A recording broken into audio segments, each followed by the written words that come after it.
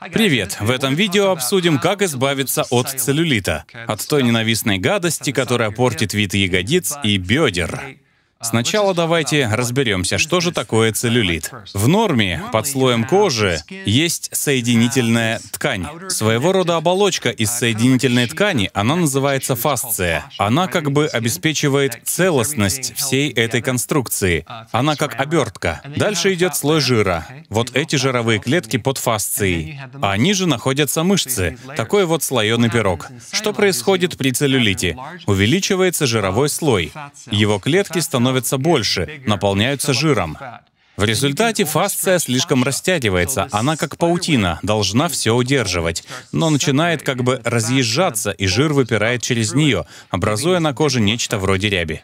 А из атрофированных мышц вся конструкция становится дряблой и как бы отвисает.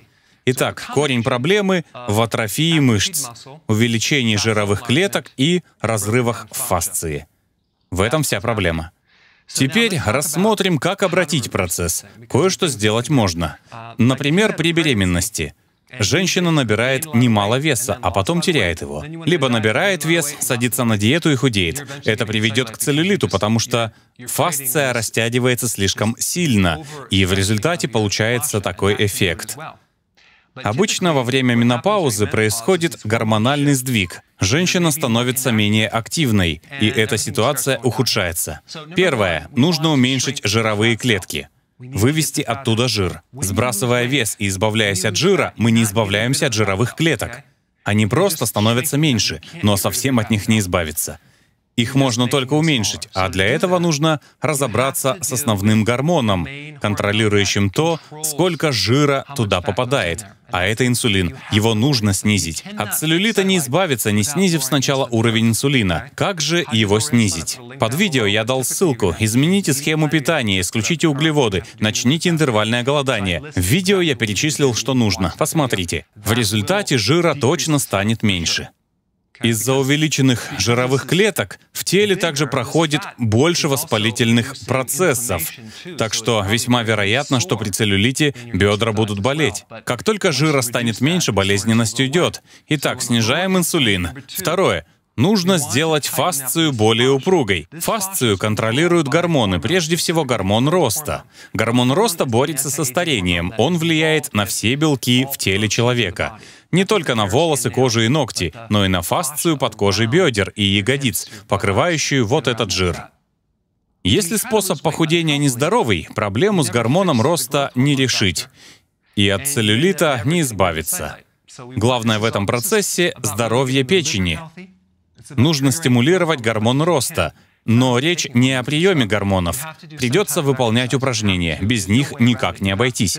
Нужно задействовать мышцы, чтобы активировать гормон роста. Лучший вариант — сочетание короткой, но интенсивной нагрузки на все тело, особенно на ноги и бедра, и большого количества отдыха. Главное — восстановление и сон, так что спать нужно больше. Тренируйтесь интенсивно, но не слишком, много отдыхайте. Так можно вернуть нужный тонус и фасции, и мышцам. Умеренное количество белка. Нам нужны высококачественные аминокислоты из яичных желтков. Только не обезжиренный протеиновый порошок. Нужно есть больше жиров. Если все-таки едите протеин в порошке, добавьте жир. Интервальное голодание очень важно, потому что оно стимулирует гормон роста. Если есть 5-6 раз в день, да еще и перекусывать, гормон роста никогда не повысится. Третье. Кортизол. Кортизол очень разрушителен для мышц, так что большое количество кортизола из-за стресса будет лишь помехой. Инсулина будет много, а гормона роста мало. С кортизолом надо разобраться. При необходимости поддерживать непосредственно надпочечники, потому что они контролируют уровень кортизола. В первую очередь нужно избавиться от стресса, больше спать. Это очень важно. А еще витамин D. Будьте на солнце, если можете. Побольше солнца и побольше прогулок. Прогулки снизят кортизол, поэтому в те дни, когда не тренируетесь, гуляйте. Это очень важно. И последнее — эстроген. Возможно, вы замечали, что у женщин целлюлит бывает чаще, чем у мужчин, и виной тому как раз эстроген. Эстроген производит жир, к сожалению. Из-за эстрогена жир откладывается на бедрах. Как же снизить эстроген? Нужно есть крестоцветные овощи. Нужно как следует оздоровить печень. Добиться этого очень важно. И последнее, о чем я хочу упомянуть. Целлюлит — это не мелочь. Это серьезная проблема, следствие хронических проблем. Он не образуется мгновенно, на это нужны годы.